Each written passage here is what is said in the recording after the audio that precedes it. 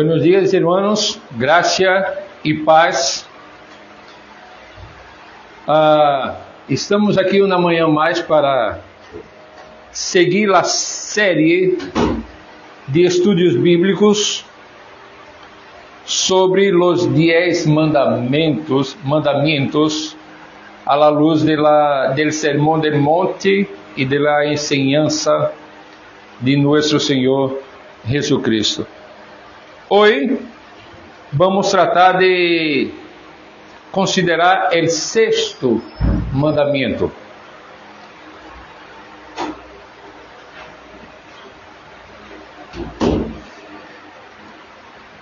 E eu quero começar com as seguintes palavras: mira a tu alrededor, escucha as notícias, ou quizás com um silêncio mais incômodo, detente a escuchar tu própria conversação interna ou as intenções em tus relações mais cercanas.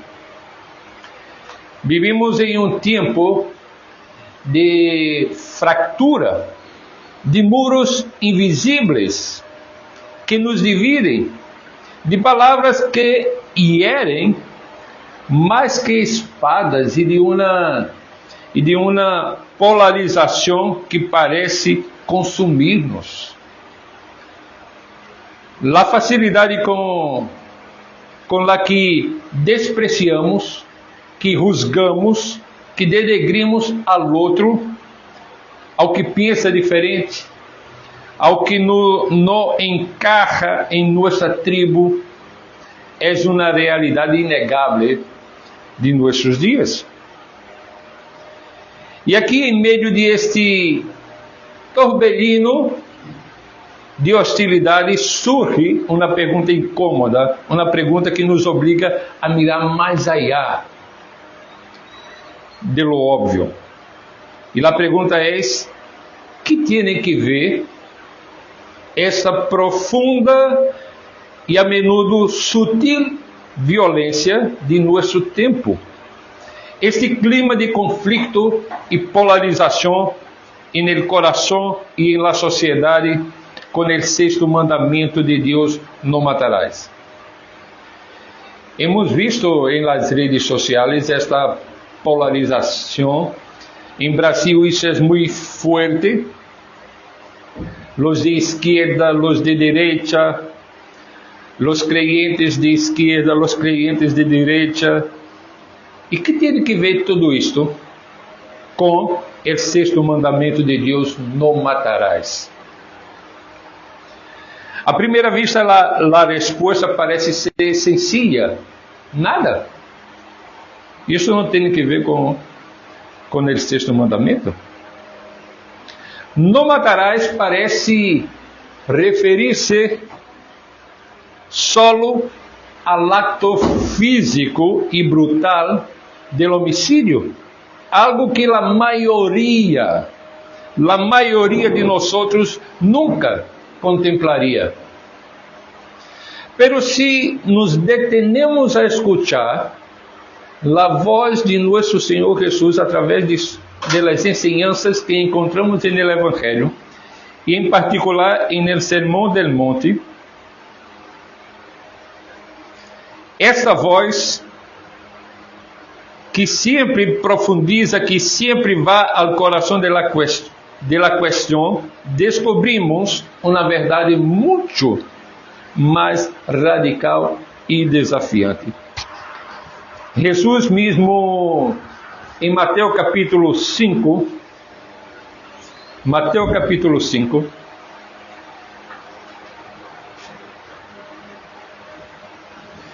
versículos 17 e 18. ¿Qué dices, César? Puedes leer, por favor. No penséis que he venido para abrogar la ley o los profetas. No he venido para abrogar, sino para cumplir. Porque de cierto os digo que hasta que pasen el cielo y la tierra, ni una jota ni una tilde pasará de la ley, hasta que todo se haya cumplido. Mira, si Jesús no vino a abolir este mandamiento, el sexto mandamiento, no matarás, sino a cumplirlo y a revelarnos su verdadero y profundo significado. ¿Qué implicaciones tiene para nosotros hoy?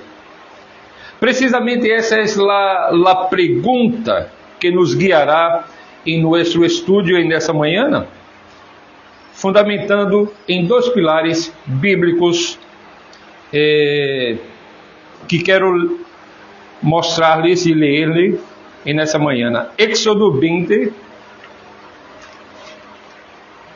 versículo 13. Duas palavras. No matarás.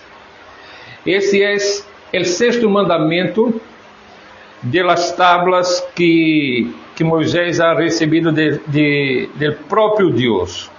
Agora, vayamos ao capítulo 5 de Mateus e vamos a ler os versículos 21 e 22. Capítulo 5,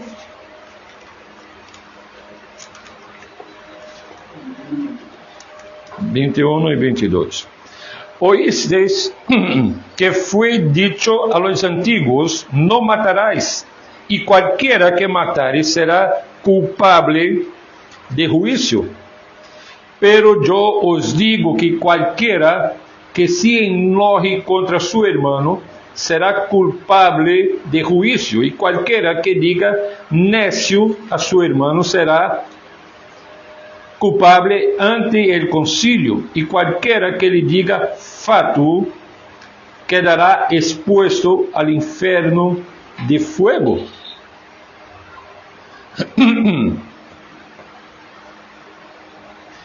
Em Éxodo temos a declaração original, quando Deus entrega a Moisés as tablas de la lei, os 10 mandamentos. Em Mateus 5, 21 e 22, a revelação de Jesus que extiende este mandamento desde o acto externo de matar a alguém ao próprio coração. Então, hoje vamos tratar de não matarás, a santidade de la vida e a exigência do coração. O sexto mandamento, não matarás, é muito mais que uma simples proibição de quitar a vida a alguém ou a uno mesmo. É chamado de Deus a honrar a vida como dom de Deus e a cultivar um coração que ama e promove o bem-estar de los demás. Então, veamos isto em duas partes. A primeira, que seria o fundamento bíblico e teológico do sexto mandamento. Vamos a ver o tema de respeito por la vida.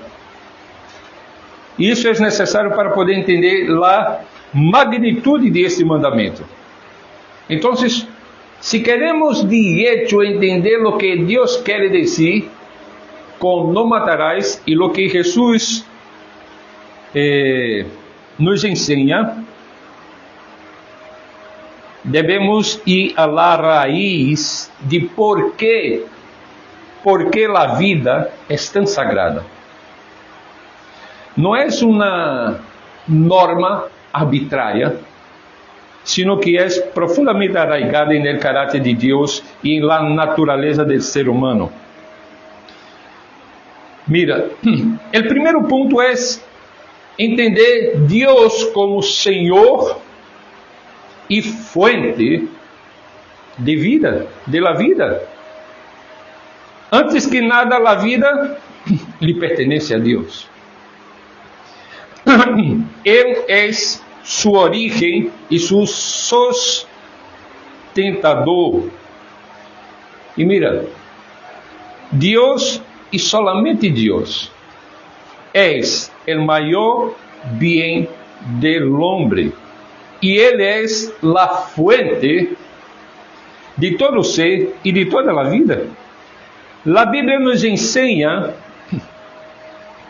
que en Él vivimos, nos movemos e somos. Abre, por favor, César, em Hechos de los Apóstolos, capítulo 17, versículo 28. Hechos 17. Sim, 17 e 28. Para ver que lo que acabo de dizer. Dice, porque en Él vivimos y nos movemos y somos. Como algunos de vuestros propios poetas también han dicho, porque linaje suyo somos. Agora, vamos a ler Colossenses capítulo 1 e ver que disse o apóstolo Pablo acerca de Deus como fuente de la vida. Colossenses 1:16. Eu vou ler para vocês. Porque en Él fueron criados todas las cosas, las que hay en los cielos y las que hay en la tierra, visibles e invisibles, sean tronos, sean dominios, sean principados, sean potestades, todo foi criado por meio de Él y para Él. Ou seja, aqui o apóstolo Pablo apresenta a Deus como el Criador de todas las cosas, en los cielos y en la tierra, visibles e invisibles. Isso significa que a vida humana, com su aliento, sus complejidades, su duración, es don directo de la mano divina. E por lo tanto, quitar uma vida injustamente, por lo tanto, es una usurpación de la prerrogativa de Dios. Dios es el único que da y toma la vida, por lo que su autoridad es en este asunto absoluta. Ahora mira que isso é fundamental para nós, porque de aqui se desglossa toda a ética sobre a vida, toda a ética e tudo que tem que ver com os debates atuais sobre aborto, eutanásia, suicídio, todas essas coisas. De aqui temos o fundamento. Deus é o único que dá e toma e quita a vida. Segundo ponto, el hombre criado à imagem de Deus. Mira, aqui é ponto importante também, porque o valor único da vida radica em que fuimos hechos à imagem e semelhança de Deus. Mira que diz Gênesis capítulo 1, versículos 26 e 27. Eu vou pedir a Glória, a irmã Glória, que pueda ler para nós. Gênesis 1, 26 e 27. Entonces dijo Dios, hagamos al hombre a nuestra imagen, conforme a nuestra semejanza, y señoríe en los peces del mar, en las aves de los cielos, y en las bestias, en toda la tierra, y en todo animal que se arrastra sobre la tierra. Y creó Dios al hombre a su imagen, a imagen de Dios lo creó, varón y hembra lo creó. Gracias. A partir desse texto, como conectamos esse texto com não matarás? Que nos ensina esse texto acerca deste mandamento que estamos estudando? Tanto en el versículo 26 como en el 27 se menciona la frase hecho a la imagen o creado a la imagen de Dios. Entonces el hombre y la mujer llevan la imagen de Dios en ellos. Por lo tanto, no debemos nosotros matar o quitar la vida a otros, porque estamos precisamente matando a alguien que tiene la imagen de Dios. De hecho, también lo que veo aquí es que Dios hizo, o sea, Dios fue que inició la vida, o Dios creó. Entonces, si Él es el que creó, Él es el único que tiene la potestad también de quitar, en este caso, la vida también. Exato. César, yo añadiría ahí que el homicidio es una agresión a la imagen de Dios. Como bien dijiste, Dios nos crió a su imagen, Dios nos dio la vida y solo Dios puede quitar. Entonces, cuando uno deliberadamente toma la decisión de quitar la vida a uno mismo ou a outro, está ofendendo diretamente a Deus que dá vida. Hacer una pregunta, no sé si me estaré adelantando, pero ¿qué hay de la situación de que uno es objeto de agresión y la agresión es con la intención de quitarnos la vida y uno se defiende en defensa propia, uno entonces termina quitándole la vida al agresor? En este caso, esa defensa sería una violación a este mandamiento. Mira, mais adelante vamos tratar disso, pero... Você me adelante. Sim, sim, porque isso tem que ver com lo que os teólogos, a partir de las escrituras, entendem que são acciones legítimas de defensa. Entonces, más adelante, yo puse al final, más adelante, porque quisiera primero mostrarle el fundamento. Y aunque tengamos esta discusión sobre legítima defensa, es necesario comprender antes porque debemos cuidar al máximo para não quitar a vida a nadie. Mira. De hecho, pastor, disculpe, como usted sabe, ¿no? Yo he entrenado artes marciales, usted también, y una de las cosas que nos dicen, por más loco y desquiciado que esté el sensei, porque lo hay, siempre nos dice, mira, esto es un arte de defensa, no es un arma letal, así nos dicen.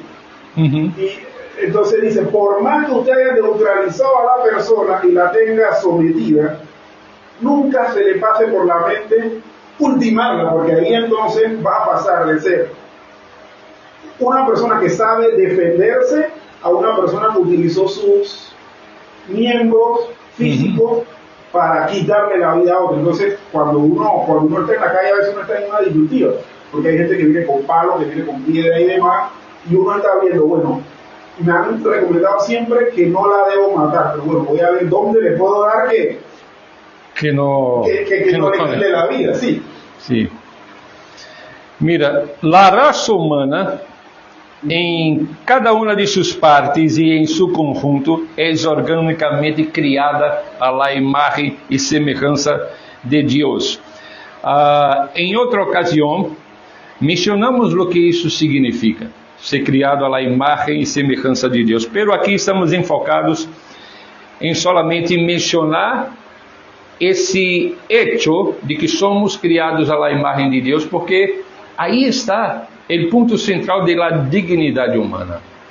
Haver sido criado à imagem e semelhança de Deus, haver sido criado por Deus.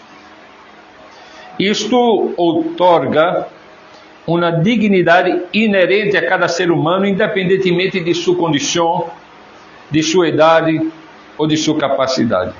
Então, atentar contra a vida de uma pessoa é atentar contra a imagem de Deus que ela leva. E por isso, incluso Después del diluvio, Dios estableció en Génesis 9:6 el que derramare sangre de hombre, por el hombre su sangre será derramada, porque a imagen de Dios es hecho el hombre. Ahora, el tercer punto dentro desse fundamento bíblico-teológico es que la muerte es consecuencia del pecado. ¿Qué dice Génesis capítulo 2, versículo 17? 2:17. Mas del árbol de la ciencia, del bien y del mal no comerás, porque el día que de él comieres, ciertamente morirás. La muerte es um processo natural, ou melhor, não é um processo natural, porque Deus não criou aí o homem para que muera, pero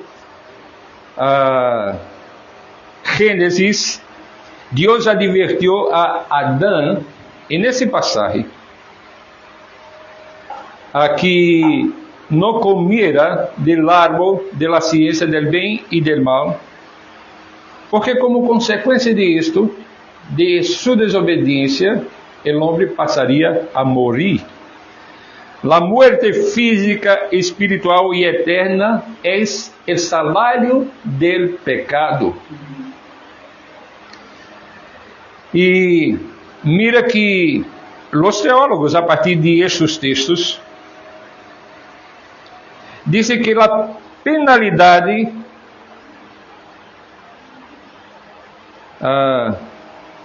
ou melhor, explicam a morte como a penalidade que natural e necessariamente se requiere del pecador por causa de seu pecado. E Pablo, o apóstolo Pablo, em Romanos 6:23, vai a dizer o que mencionei há pouco sobre o salário del pecado. Vamos a ler esse texto também.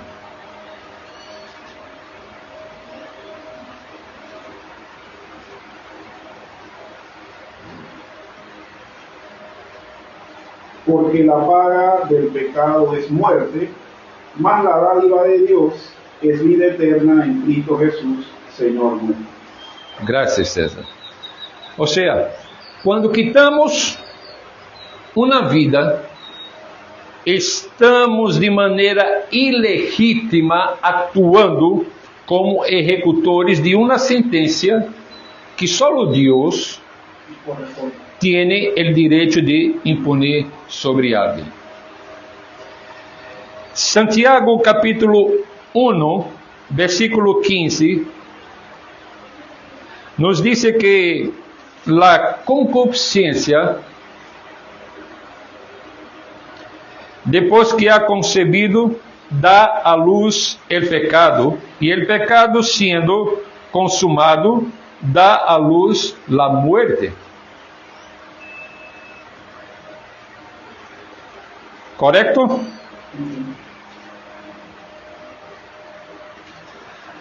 Agora, para concluir esse primeiro ponto do fundamento bíblico, é necessário considerar o verdadeiro significado da palavra matar em el mandamento não matarás.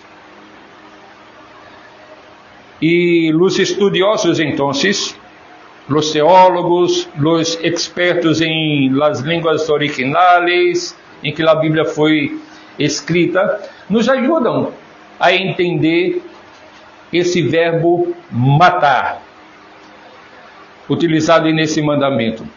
E eles estão de acordo que não se refere a qualquer tipo de muerte, sino a la matança ilegal e proibida.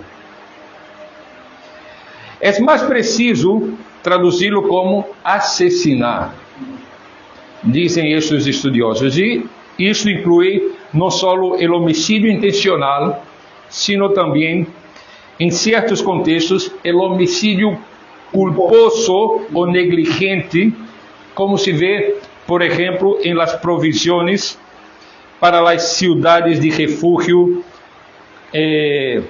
mencionado lá em Deuteronômio capítulo 19, versículo 5. O mandamento, então, proíbe o derramamento de sangue humana de maneira não autorizada por Deus, estabelecendo aí uma linha clara entre o que é lícito e o que é ilícito, o que está permitido e o que não está permitido. Bueno, puesto lá as bases, vamos avançar para o segundo ponto, a expansão que Jesus dá a este mandamento em suas enseñanças, del acto al corazón, en el Sermón del Monte. Jesús en el Sermón del Monte no rebajó el estándar del sexto mandamiento, sino que lo elevó, mostrando su verdadera profundidad espiritual. Ele não estava criando uma nova lei, sino mais bem estava revelando o verdadeiro sentido da lei de Moisés, que os fariseus haviam superficializado.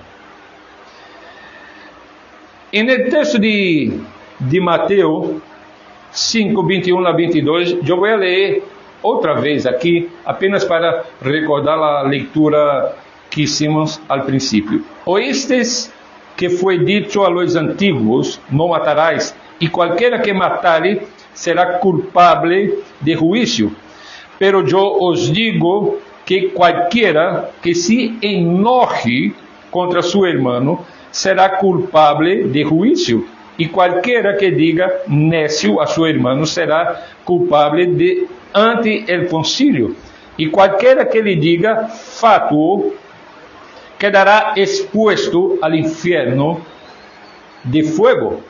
Mira, vamos considerar mais a menudo esse texto e outros textos aqui, pero de início, me parece claro que o que Jesus quer ensinar, a intenção que uno tem en el corazón, pero as consequências são claras e são distintas, não? Se uno se enoja en el corazón, la punição não será lo mismo de quem efetuou ou quitou a vida a uno. É como Jesus quando profundiza também o tema do adultério. Se uno mira a uma mulher com desejo, já cometeu adultério em seu coração, aunque não tenha consumado. Pero as consequências são distintas. É bueno que sepamos isso. Pero ao considerar esse tema de como Jesus expande esse mandamento, a primeira coisa que temos que considerar é a ira como a raiz do assassinato. Jesus nos disse que, em sua enseñança, Jesus rompe nossa apatia moral, dizendo-nos quão sério é todo isto a los ojos de Deus. Jesus nos confronta diretamente. Jesus hace com que miremos hacia nosso coração. La raíz del assassinato no está solo en el acto, sino en el corazón. A los ojos de Dios, la semilla en el corazón, la ira sin motivo, el resentimiento guardado, el deseo de daño hacia un hermano son a los ojos de Dios la semilla del homicidio. Entonces, si alimentamos ira en el corazón, ressentimento que guardamos, desejo de fazer dano hacia um irmão, estos são, a los ojos de Deus, a semilla do homicídio. Pensemos em Caim e Abel. Gênesis capítulo 4, versículos 5 a 8.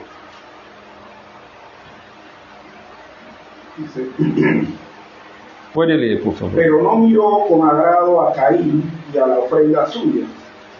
Y se ensañó Caín en gran manera y decayó su semblante. Entonces Jehová dijo a Caín: ¿por qué te has ensañado? ¿Y por qué ha decaído tu semblante? Si bien hicieres, no serás enaltecido. Si no hicieres bien, el pecado está a la puerta. Con todo, a ti será su deseo y tú te enseñorearás de él. Y dijo Caín a su hermano Abel: salgamos al campo. Y aconteció que estando ellos en el campo, Caín se levantó contra su hermano Abel y lo mató. Mira, aqui está aí no texto, que é o que indica o texto que impulsou Caín a matar seu irmão. Él se ensañó porque Dios no vio con agrado la ofrenda. Ensañarse en castellano es como que te amarga por algo y tú decides vengarte, o sea, es como eso. Sim. Poderíamos dizer de uma maneira mais sencilla, talvez se enojou. Se enojou com Deus, se enojou com Abel. Ahora, no se vengó de Dios directamente, se vengó de su hermano. Sí, porque uno no puede vengarse de Dios, entonces. Pero el texto nos da essa base para pensar que lo que impulsou a Caín a matar su hermano foi el enojo que havia em su coração. Los teólogos señalam que los fariseus haviam despojado este mandamento de su verdadeiro e grandioso contenido, reduzindo-lo a um mero acto literal. Pero Jesús nos devuelve a la centralidade del coração. La grande pecaminosidade del pecado, digamos assim, se manifesta no solo em acciones, sino em la disposição interna. Nadie desperta por la mañana dizendo: eu vou matar o primeiro que passe em mi frente. Correcto. Si lo hace, ya es porque hay una cosa Un germen, sí. sí, en su interior que lo quiere impulsar a ese acto. Así como nadie dice, bueno, a los matrimonios o nadie dice, bueno, voy a salir y hoy voy a tratar de traer mi esposa. No, cuando uno llega a este punto, es porque ya tiene mucha cosa en su corazón que está impulsionando, está alimentando la traición, está alimentando el asesinato. Entonces, lo que hace Jesús en el Sermón del Monte es profundizar la ley de Dios y mostrar lo que está por trás del acto en sí mismo. ¿Qué es el pecado? La naturaleza pecaminosa con la cual venimos a este mundo. Avancemos para el punto 2, el desprecio y el lenguaje destructivo.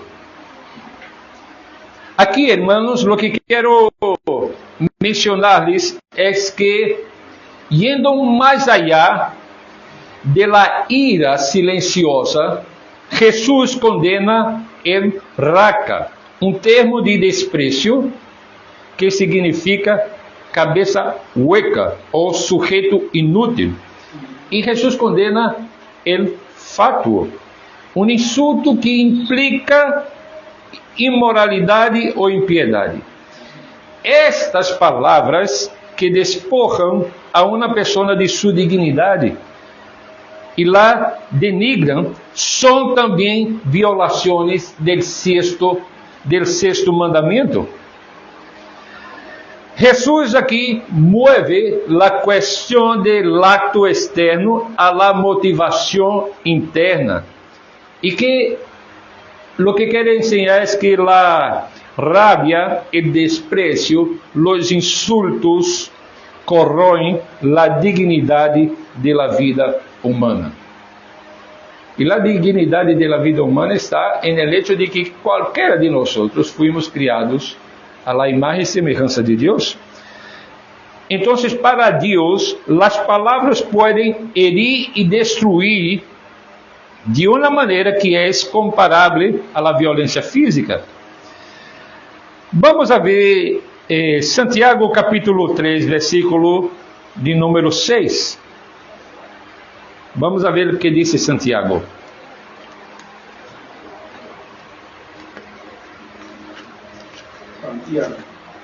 Santiago 3.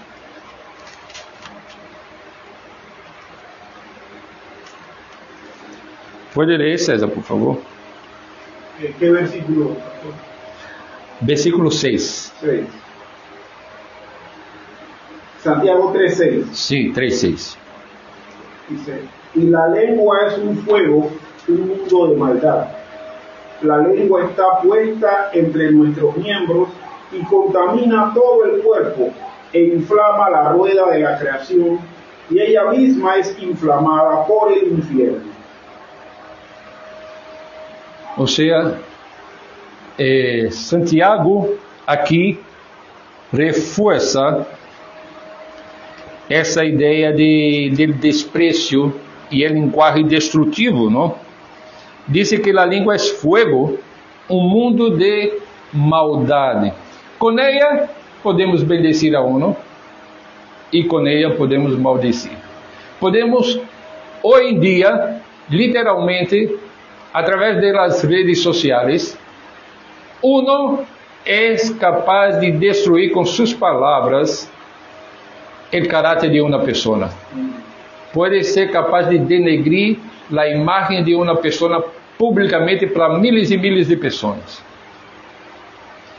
É disso que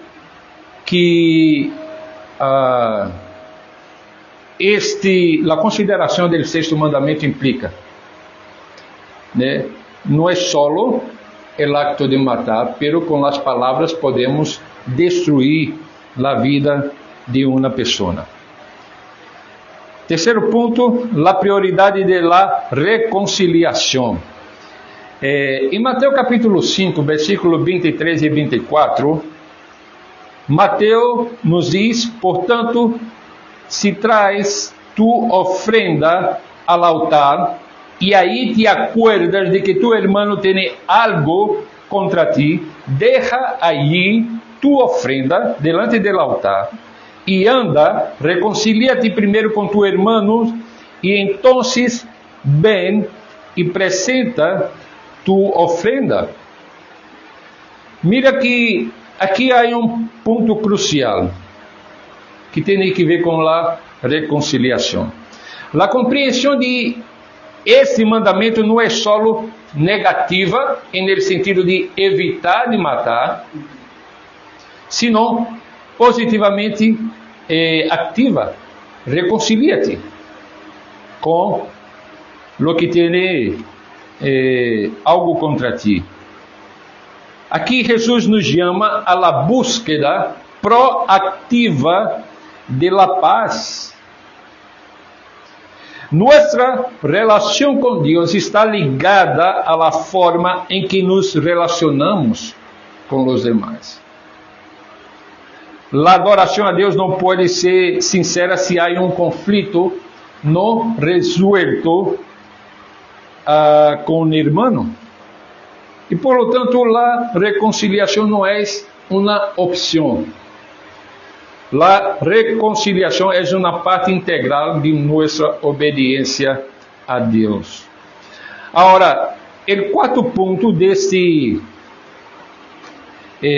la enseñanza de Jesus quanto a isso tem que ver com a lei do amor como cumprimento.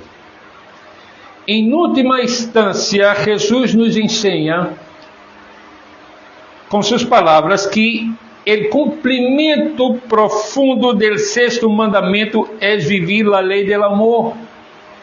Não é só evitar matar, evitar quitar a vida de uno mesmo ou de outra pessoa, pero é viver em amor, amando a Deus sobre todas as coisas e ao próximo como a uno mesmo. E quando eliminamos a ira, o ódio e o desprezo de nossos corações, lo que queda é o amor a nosso próximo e o amor a Deus.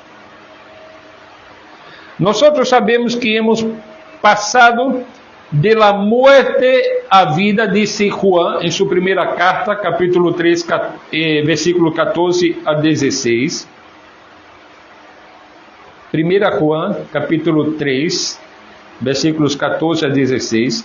Nós sabemos que hemos passado de muerte à vida, em que amamos a los hermanos. El que não ama a seu irmão permanece em muerte. En esto hemos conocido el amor, en que Él puso su vida por nosotros. También nosotros debemos poner nuestra vida por los hermanos.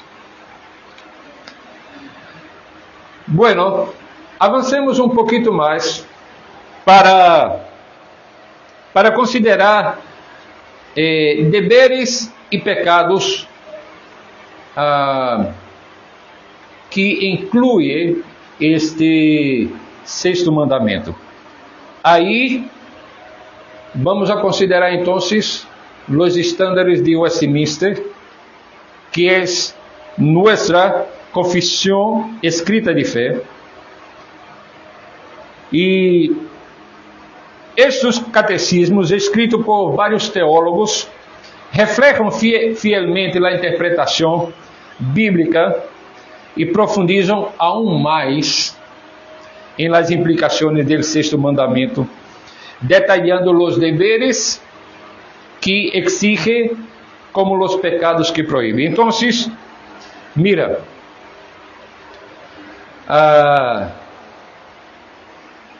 quanto aos deveres exigidos, temos no Catecismo Maior de Westminster e no Catecismo Menor, em las perguntas 135 e la pergunta 68, um resumo, digamos, que podemos resumir da seguinte maneira: o sexto mandamento exige hacer todos os esfuerzos legítimos para preservar nossa vida e a vida de los demás. Isso no Catecismo Menor de Westminster, pergunta 68. E o Catecismo Maior expande isso. Vai dizer preservar nossa vida e la de los demás, lo que implica, então, uso sábio e sóbrio de la comida, la bebida, la medicina, el sueño, el trabajo y las recreaciones. Mira que dice el apóstol Pablo en 1 Timoteo, capítulo 4, versículo 8.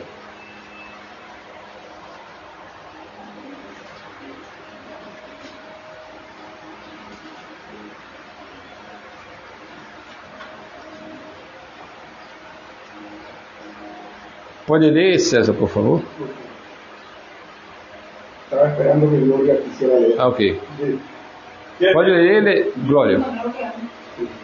Porque el ejercicio corporal para poco es provechoso, pero la piedad para todo aprovecha. Porque tiene promesa de esta vida presente y de vida. Mira, é necessário sabedoria e sobriedade para manter nossa vida y de los demás. Y la vida piadosa de uno resulta en esa sabiduría y en esa sobriedad. Pero el Catecismo Mayor de Westminster sigue hablando de cultivo de virtudes, o sea, pensamentos caritativos, amor, compasión, mansedumbre, benignidad. Todo esto